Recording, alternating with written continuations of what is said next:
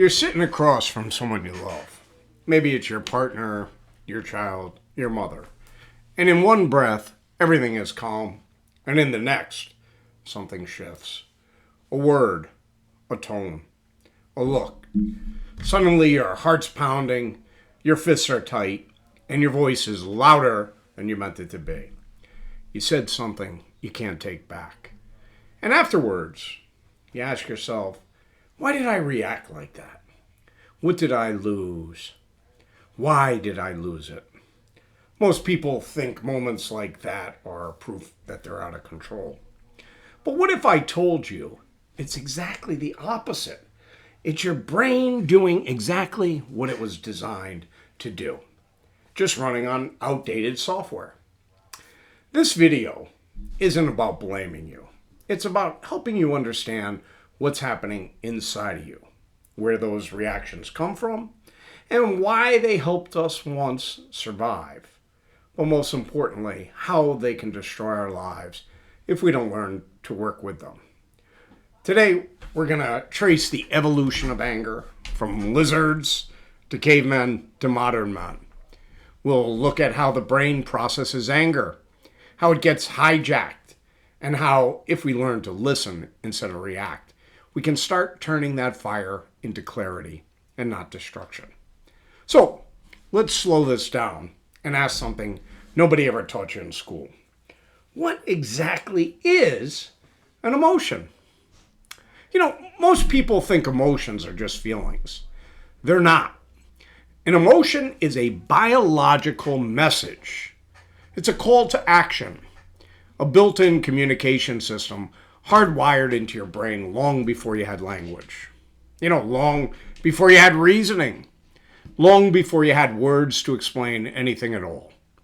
Emotions are what told the first humans whether to run, fight, freeze, connect, or even grieve.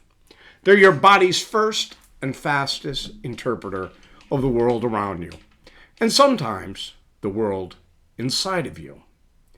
So let me give it to you straight. Emotions are not random. They're rapid-fire instructions. When you feel angry, it's your body saying, protect. When you feel fear, it's saying, get safe. When you feel sadness, it's saying, let's go. When you feel joy, it's saying, do more of this. And emotions just don't give you orders. They also send messages to other people.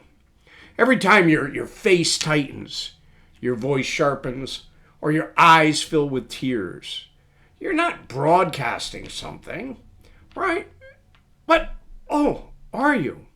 Yeah, you are broadcasting something, even if you're not speaking. That's the other half of emotion. It's communication. You might think you're hiding how you feel, but your body has already told the story. Emotions are a survival language that predates speech. Even babies know it. Animals know it. And your nervous system? It never forgot it. Not at all. Emotions aren't soft. They're not irrational. They're not weakness. They're biology. They're history. They're power.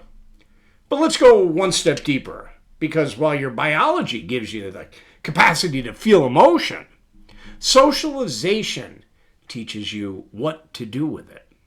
From the time you were a child, you were absorbing invisible lessons. Boys are told, don't cry. Girls are told, don't be angry. Some families punish emotion. Others, they pretend it doesn't exist. And what starts as a natural, raw expression gets reshaped into performance, control, or silence. This is called socialization, the process of learning how to behave in ways that are acceptable in your culture, your family, your gender, your role. And it's powerful. And here's the kicker. Those same emotions still live inside you. The same alarm system that helped cavemen survive a saber-toothed tiger now gets triggered by someone cutting you off in traffic, or not texting you back, or saying the wrong thing in the wrong tone at the wrong moment. This explains why your heart races when your authority is challenged, why your fists clench when someone disrespects you, why you say something you don't mean and regret it 2 minutes later. Your emotions exist because they helped your ancestors survive. And here's where it gets complicated. They were designed for a different world. A world where immediate reactions were necessary, where hesitation could mean death, where exploding in rage might actually stop someone from attacking you. But in today's world, that same response can get you arrested, fired, divorced, or worse. Absolutely. Emotions exist for a reason. They're ancient. They're wise. But they also are blind to context. And if you don't learn to work with them, if you don't train the newer parts of your brain to guide the older ones, they will keep dragging you into battles that don't need to be fought. Because your brain doesn't just learn from biology. It learns from watching, from approval, and from fear. You learn what's safe to show and what gets you punished, rejected, mocked, or even ignored. So, emotions may be wired into your nervous system, but how you respond to them, what you do with anger, fear, shame, sadness, that's often programmed by your environment. And that programming runs deep. So, if you've ever wondered why your anger explodes in one moment and disappears in another, or why you should shut down when someone cries, or why a calm tone feels more threatening than someone yelling, it's not just your emotion. It's what you were taught to do with it.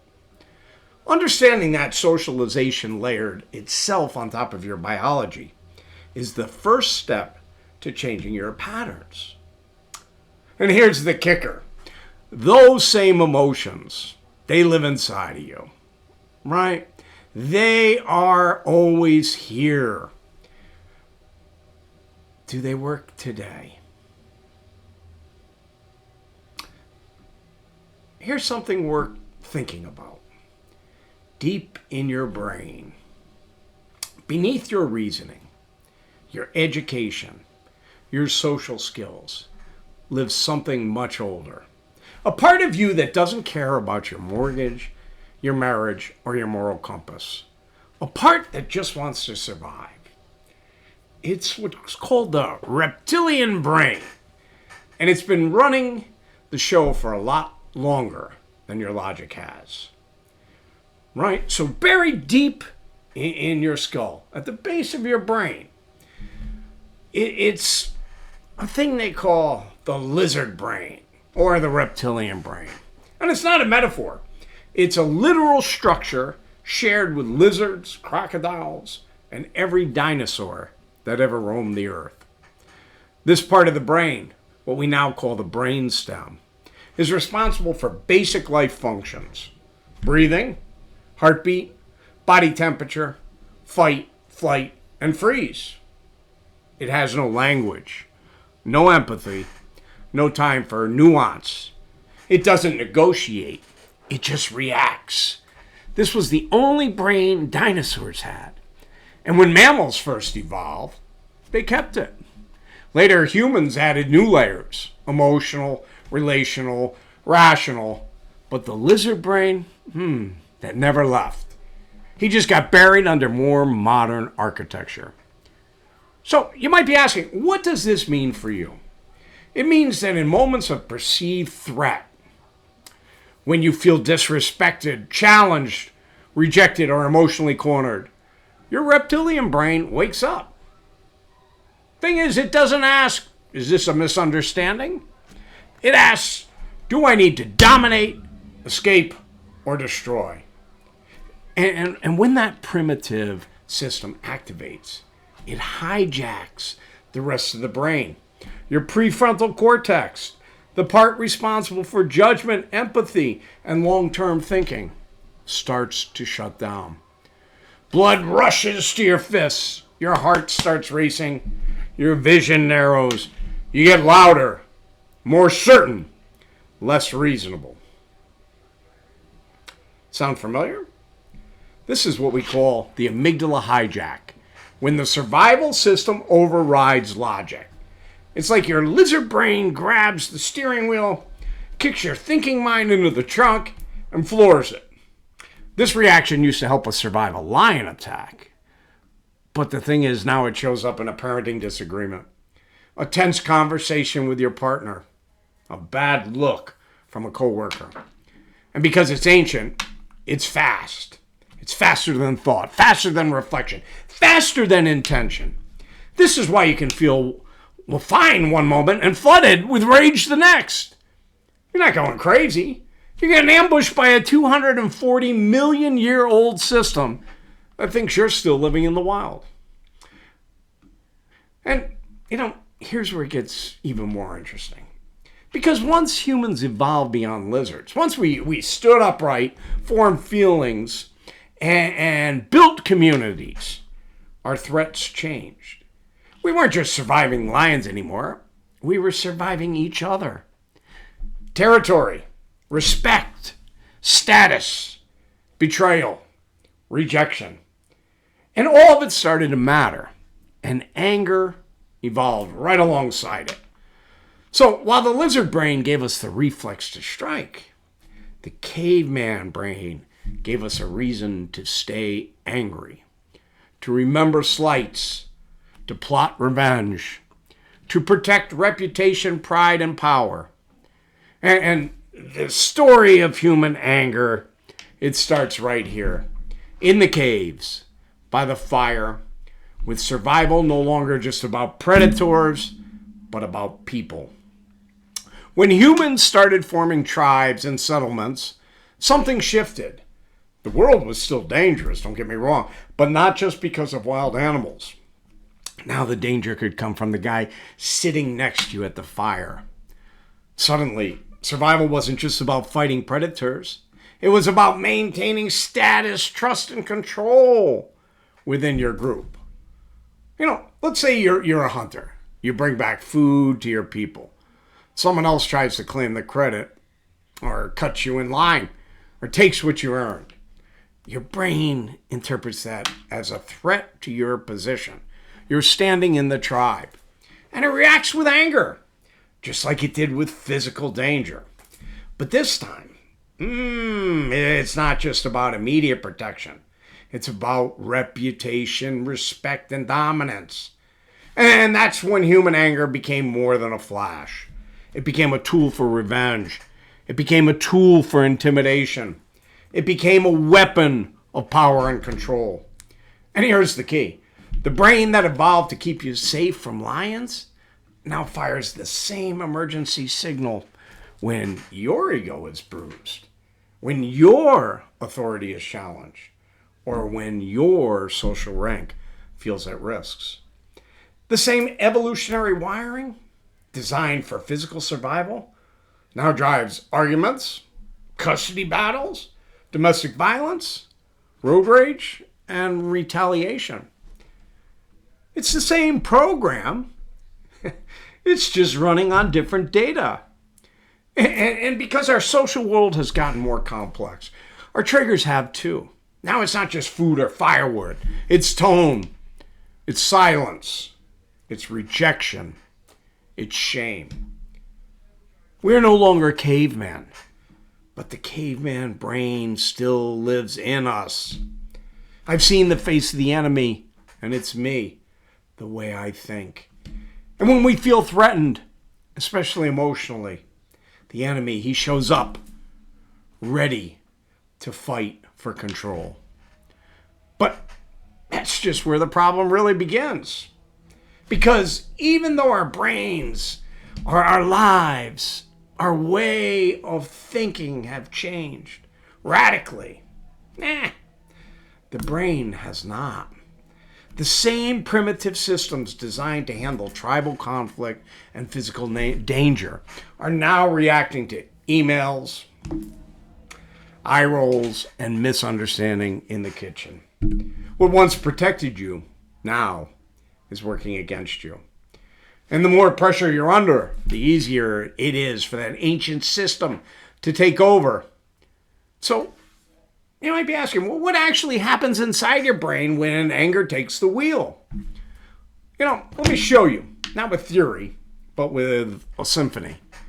Because in your head right now is a 5-piece orchestra.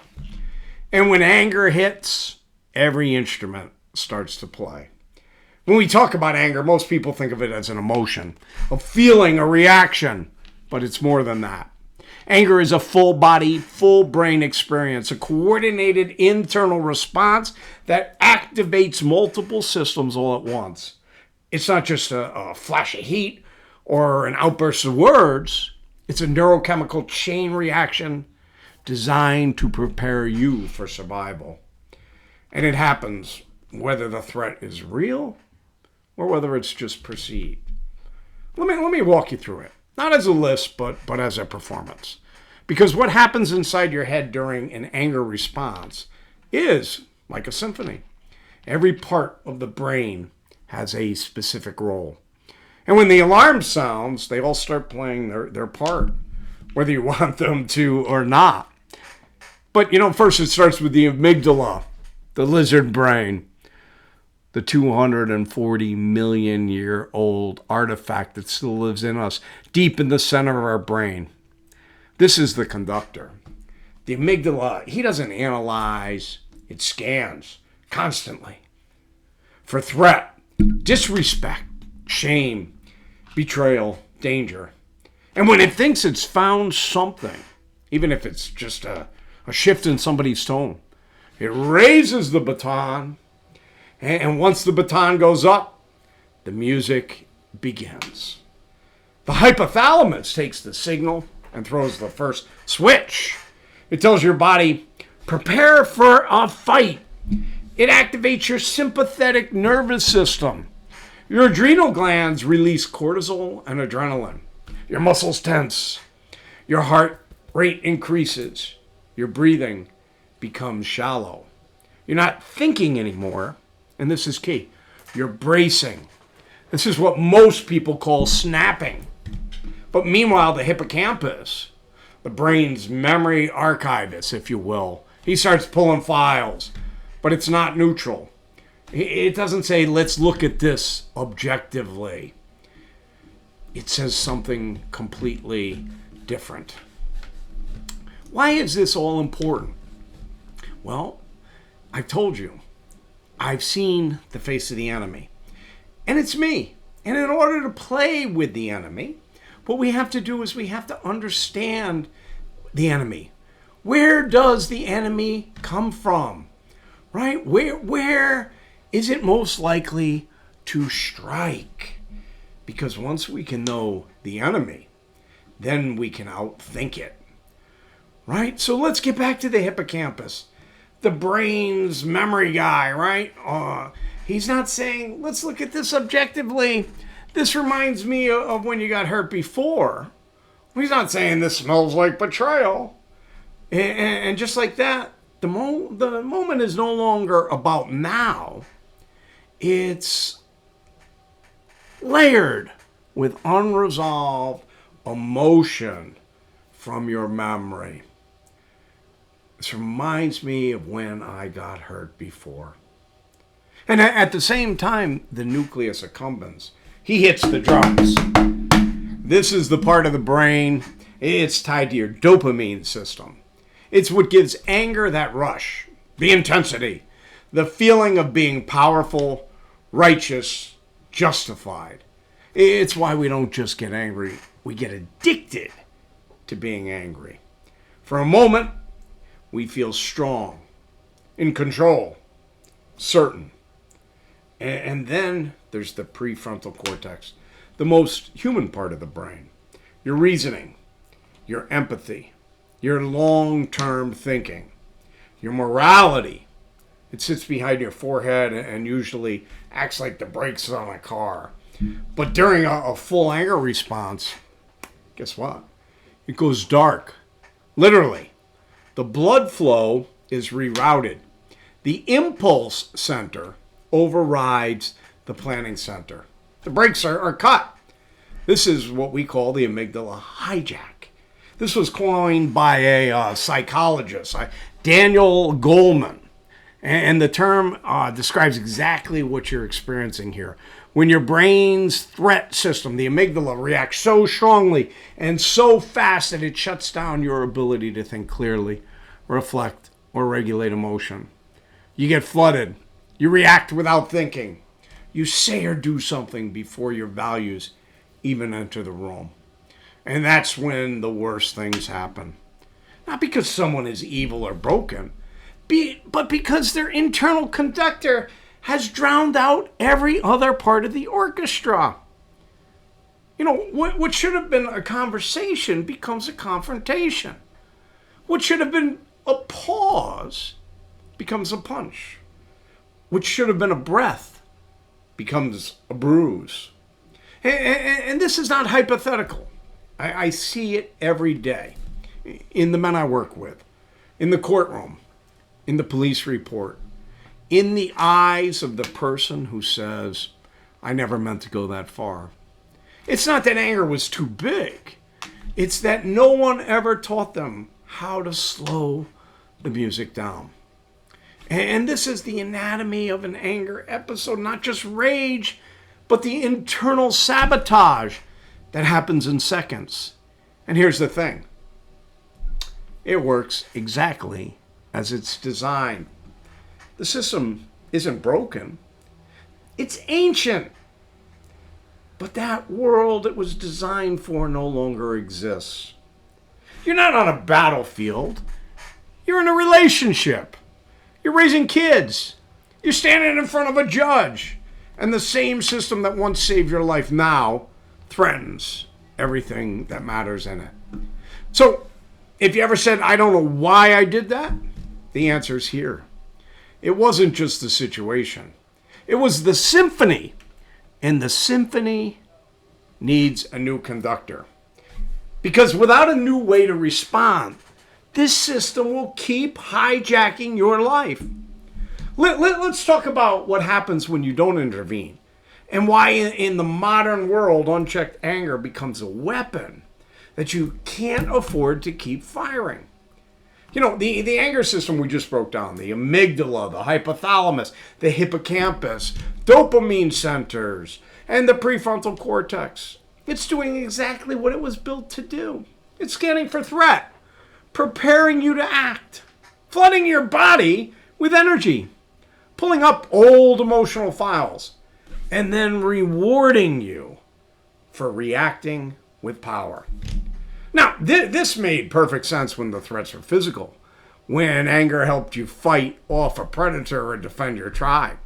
But in today's world, these same neurological fire alarms are going off in entirely different situations.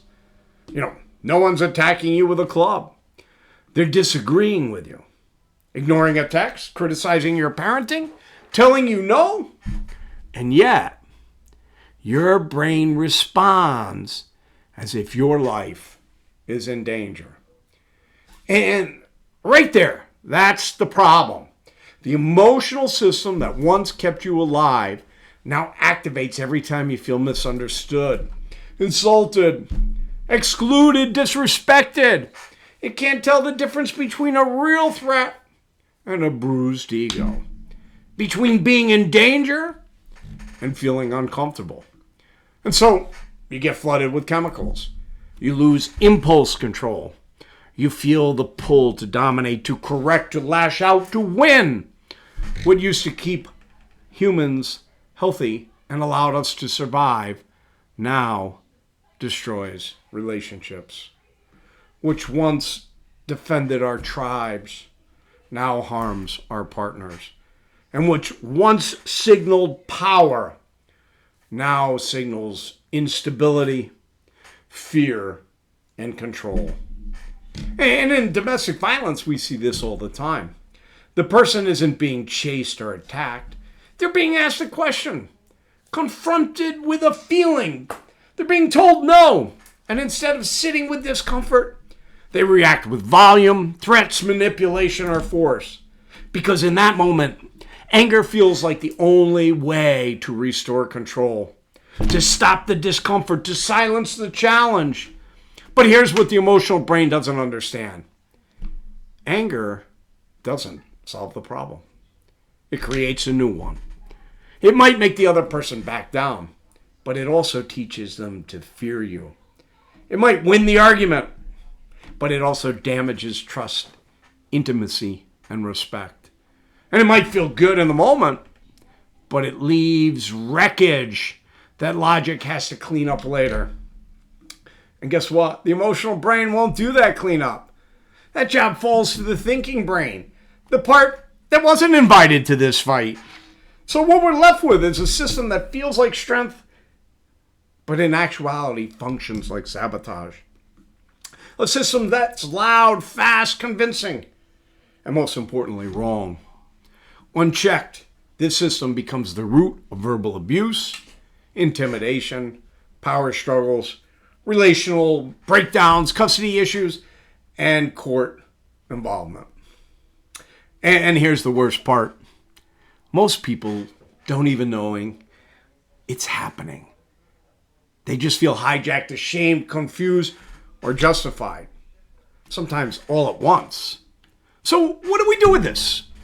How do we stop reacting from this ancient survival code and start responding like the human beings we want to be? You might be surprised if I told you the answer isn't to kill the anger. It's to harness it. Here's the brutal irony. Anger was meant to protect what matters. But left unchecked, it destroys exactly that. Your partner, your children's safety, your peace, and your future. And for a lot of men, that's the moment of awakening. Not when they get angry, but when they see what it costs them. Not at all. Anger isn't the enemy, but your relationship with it might be. The goal isn't to erase it, it's to understand it, to slow it down, and to put it in its place. Because once you stop trying to control everyone else and start learning to control this system, everything changes. So let's talk about how to do that. Let's talk about how to harness anger so it no longer controls you. So what happens when we don't intervene? When the symphony plays on, hijacked by the amygdala, with no conductor to slow it down? This answer isn't abstract. It's real. It's measurable. It's heartbreaking. Because the same system that once saved your life now threatens everything that gives your life meaning. It costs you peace. It costs you trust. It costs you relationships with your kids. It costs you your job, your freedom, your future. And here's what makes it even harder to face. It doesn't feel all that wrong in the moment. In the moment, anger feels right, righteous, powerful, necessary. It feels like you're standing up for yourself, like you're setting things straight. But afterwards, after the volume calms down and the lights go out, you see the damage. You hear the fear in your child's voice. You watch your partner shrink. You feel that ache in your chest, the one that says, "What the hell have I done?"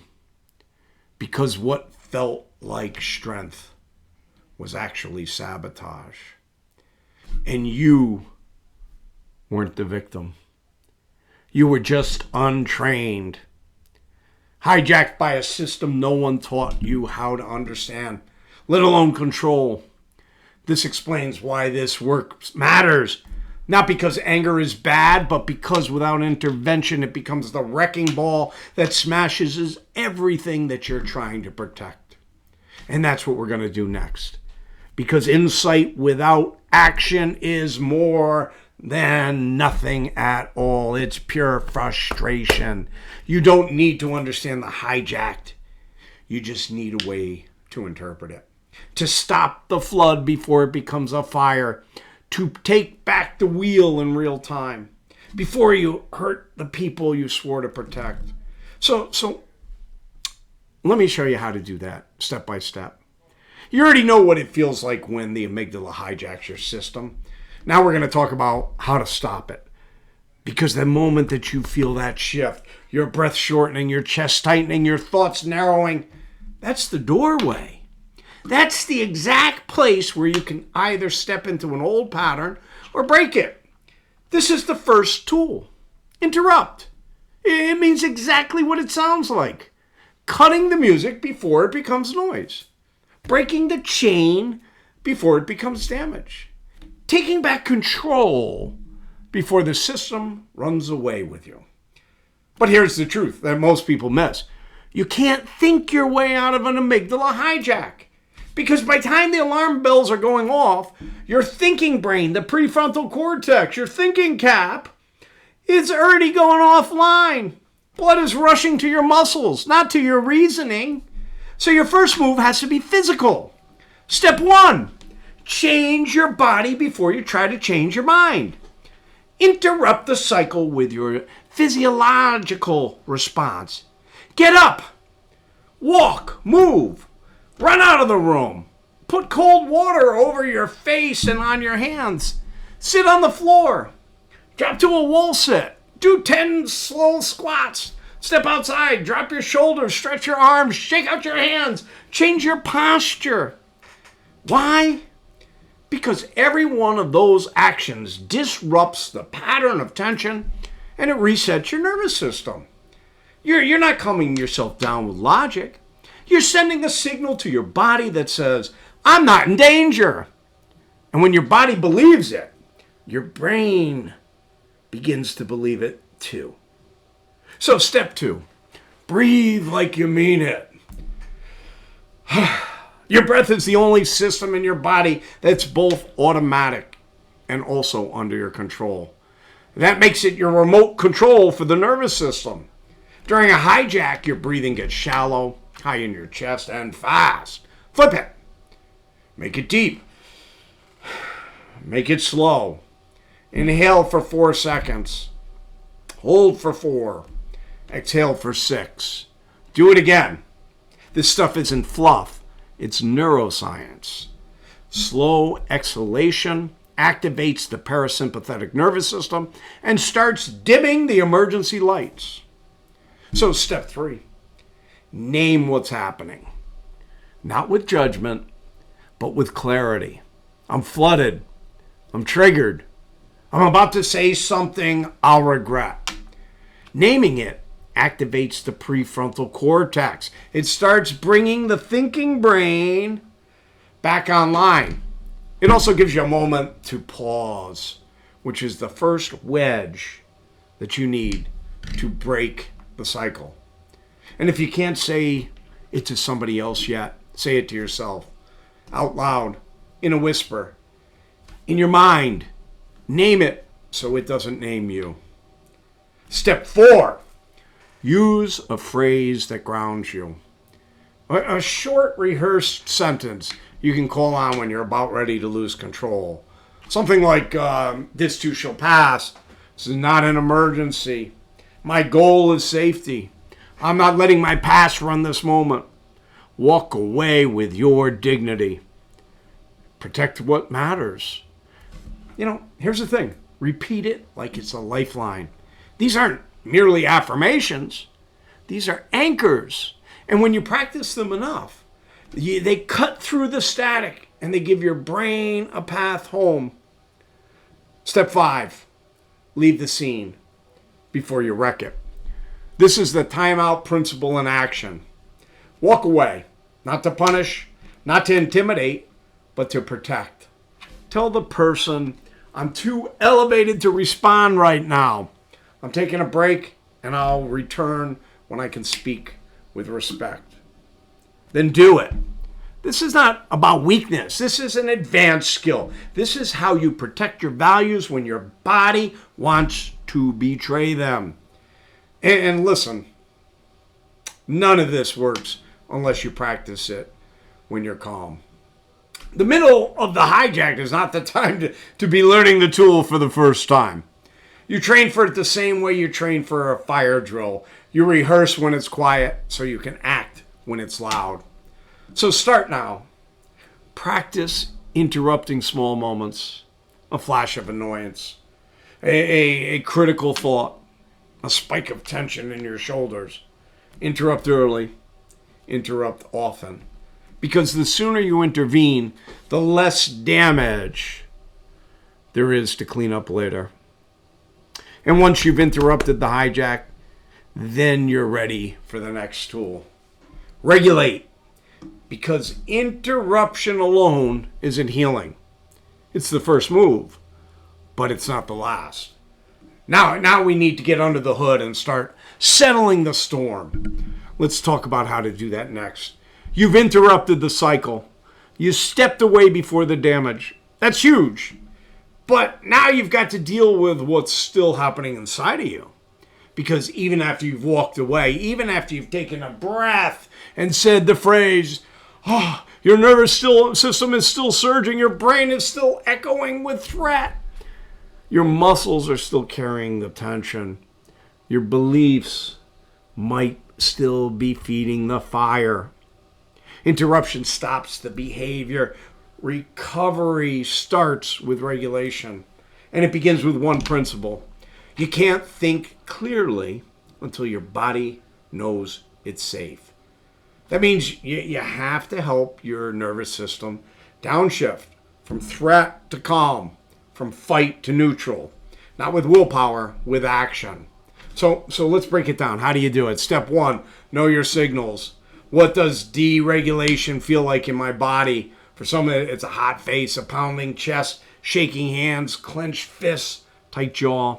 For others, it's silence, shutdown, numbness, the urge to escape.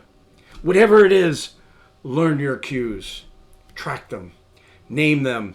You can't regulate what you refuse to notice.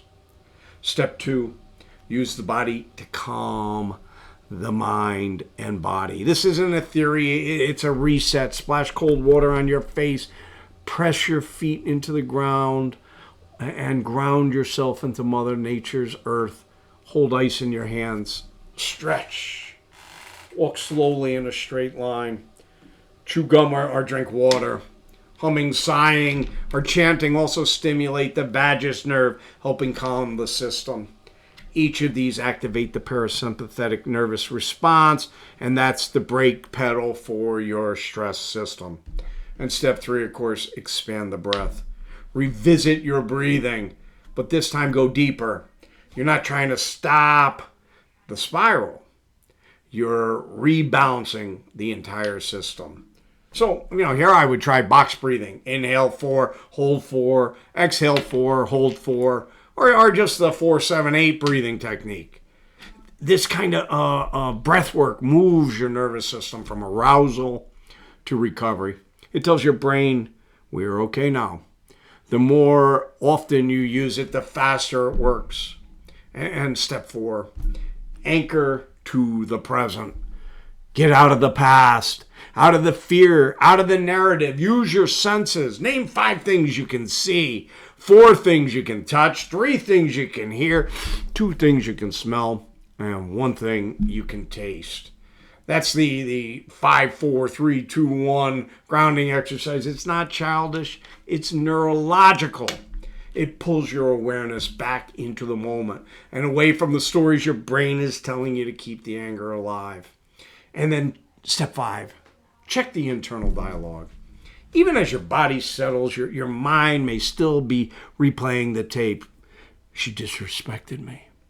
She's always like this. I should have said more. Right there. That's the trap. That's how anger tries to stay in the room. You have to start to try to replace those thoughts, not with denial, but with a choice.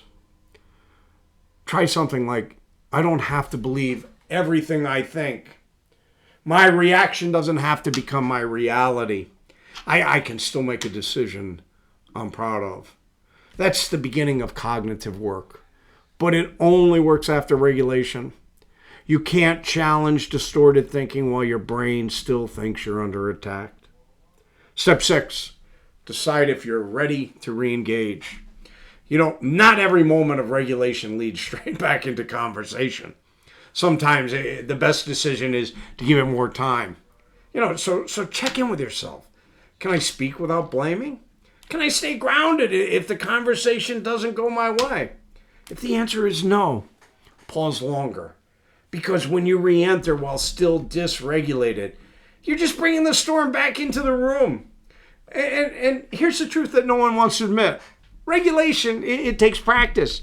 The more you do it, the more your brain rewires. The faster your recovery gets. The more resilient your nervous system becomes. So do it often. Not just in crisis, but every day before you need it. Make it your routine, not your emergency toolkit. Because regulation is how you teach the body the truth. That safety is possible, that change is possible, that you don't have to live at the mercy of your own reactions. Now that you've interrupted the cycle, now that you've regulated the storm, you're finally in the right state to do the next critical piece. Reframe. Now that's where your nervous system is downshifted, the storm has passed, and it's time to ask yourself a question that most people never do. What story was I telling myself? Because anger doesn't just live in the body, it lives in meaning. And meaning lives in your thoughts. What you feel is based on what you think something means. You weren't just reacting to what your partner said. You were reacting to what you believed it meant, the story that you attached to it. You weren't just responding to tone. You were responding to a story that you've rehearsed 1,000 times. I'm being disrespected. She doesn't care. I'm being attacked. Oh my God, I've never heard. These beliefs need not be spoken out loud. But let me tell you something, gentlemen. They're driving the music. And here's the catch. The brain doesn't need evidence to generate those beliefs. It just needs familiarity. Which means unless you consciously reframe your interpretations, you keep reliving the same emotional script, regardless of what's actually happening. So how do you reframe? 1, identify the thought behind the feeling. Once you've regulated, look back at the moment that triggered you and ask, what was I thinking at that exact second? Was it, she's trying to control me? She never respects me? I'm always the one who's wrong? Name the thought, not just the feeling. Until you do, you're shadow boxing with ghosts. Step 2, ask if it's a fact or a story. This is where you hold the thought up to the light. Is what you believed provable? Or is it just simply a narrative that your brain defaulted to because of past pain? Most angry reactions are rooted in distorted interpretations. Stories that feel true because they're familiar, not because they are accurate. Step 3, explore alternative explanations. Ask yourself, what else could be true? Maybe she raised her voice because she felt afraid. Maybe she interrupted because she thought she was helping. Maybe you weren't being disrespected. You were being disagreed with. The thing is, this is not about excusing behavior. It's about freeing yourself from emotional reflexes that keep hijacking your response. Step 4, choose a thought that aligns with your values. Once you've seen the distortion, don't just erase it, replace it.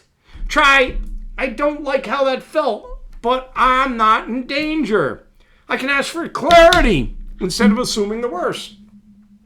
I want to respond in a way that reflects who I am becoming. And this is where cognitive behavioral theory meets real-world application. You're choosing a response, not reacting out of legacy pain. Step 5, practice the new frame before the next conflict. Thing is, the brain loves shortcuts. That's what cognitive distortions, these are the automatic negative thought patterns that often twist reality and fuel emotional reactions, are automatic shortcuts based upon survival and not truth. Reframing is not a one-time epiphany. It's practiced reroute. So rehearse it. Journal it. Speak it out loud. Say it in the mirror. The more often you work the new path, the stronger it gets. Reframing is not about denial. It's about ownership. It's about how you move "this always happens to me" to "here's how I choose to respond." It's about how you stop reacting from the wounds of the past and start responding from the values of the present. And here's the truth. The strongest people I know aren't the ones who never get angry. They're the ones who know how to reframe their anger so they don't hand it the steering wheel. You've interrupted, you've regulated, you've reframed, and now the final tool. Let's talk about how to respond with clarity, with integrity, and with intention. If interrupt is to break the cycle, if regulate is to reset, if reframe is the rewrite, then respond is the performance. This is where your change becomes real, not in theory, but in how you speak, act, and show up. Because all the insight in the world means nothing if your behavior still causes harm. And this is the hard truth. You are not defined by what happened inside of you. You are defined by what you choose to do with it. That choice is your response, and that's how you reclaim it. So always ask yourself, what do I want to stand for in this moment? Not what you want to win, not what you want to prove, but what do you want to do in this moment, and what do you want this moment to represent? Respect, self-control, honesty, dignity, accountability. That's your why. It gives the moment direction. Without it, old reflexes will take over. Step 2, I'm always going to speak with purpose, not power. Anger often confuses volume with strength. But yelling doesn't make you heard, it makes people shut down. So ask yourself, what do I need to say that reflects my values? Use I statements. Stay on topic. Avoid globalizing language like always and never. Say what you feel, what you need, and what you're willing to do differently. This is an adult responsibility. That is leadership in conflict. And if I cross the line, then I need to repair it. Because if my anger already crossed that line and caused harm, I need to own it. Not with excuses, not with explanations, with full and unfettered accountability. I need to say I was triggered, but that's no excuse for how I acted. I'm working on interrupting it earlier next time. You didn't deserve that. Then, most importantly, show it through changed behavior, not just words. People don't trust apologies. They trust patterns. You need to let go of controlling an outcome. You may say something honest and grounded, and the other person may be hurt, mad, or withdrawn. That doesn't mean you failed. It means you're human. Your job is not to control them. Your job is to control yourself so you can look in the mirror without shame. And that's real power. My change is not dependent upon somebody else's change, because then I am not in control. And every time I respond differently, I should record it, write it down, speak it to somebody you trust, reflect on it. Why? Because progress isn't always dramatic. But when you track it, you can train your brain to notice that you're evolving. And what you notice, you reinforce. So here's the truth. You're not going to master this in one session. You're not going to get it right every time. But every time you interrupt the cycle, every time you regulate instead of react, every time you reframe the meaning, every time you respond with integrity, you are changing your brain. You are rewiring your nervous system. You are breaking the generational cycle. You are becoming the version of yourself that your past never gave you and that your future desperately needs. You've seen what anger is, not just a feeling, but a full body response hardwired by evolution. You've watched what happens inside your brain when that ancient system takes over. You've traced the path from the amygdala's alarm to the adrenaline rush, the memory distortion, the dopamine hit, and the prefrontal cortex shutting down. You've learned what happens when we don't interrupt it and how that chain reaction left unchecked can destroy everything we love. But here's the truth most people never hear. The system isn't broken. It's doing exactly what it was designed to do, protect you from harm. What's broken is the silence around it. What's broken is the belief that if you feel it, you have to follow it. What's broken is the idea, this is just who I am. Because anger is not identity. It's not destiny. It's a pattern, and patterns can be interrupted. That interruption is not easy, gentlemen. It requires skill, reputation, repetition, humility, dignity, grace. But it is possible, and it is powerful.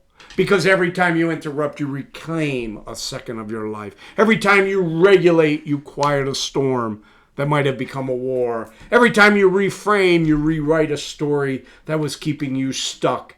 Every time you respond with intention instead of impulse, you take back the baton. You become the conductor, not of some perfect, peaceful symphony, but of a real human orchestra that still gets to be loud, still hits wrong notes, but now follows your lead.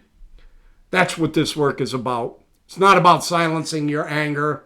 It's about learning to direct it so it becomes a signal and not a weapon, a compass and not a cage. Because when the music plays again, and it will, you'll be ready. And this time, it won't play you.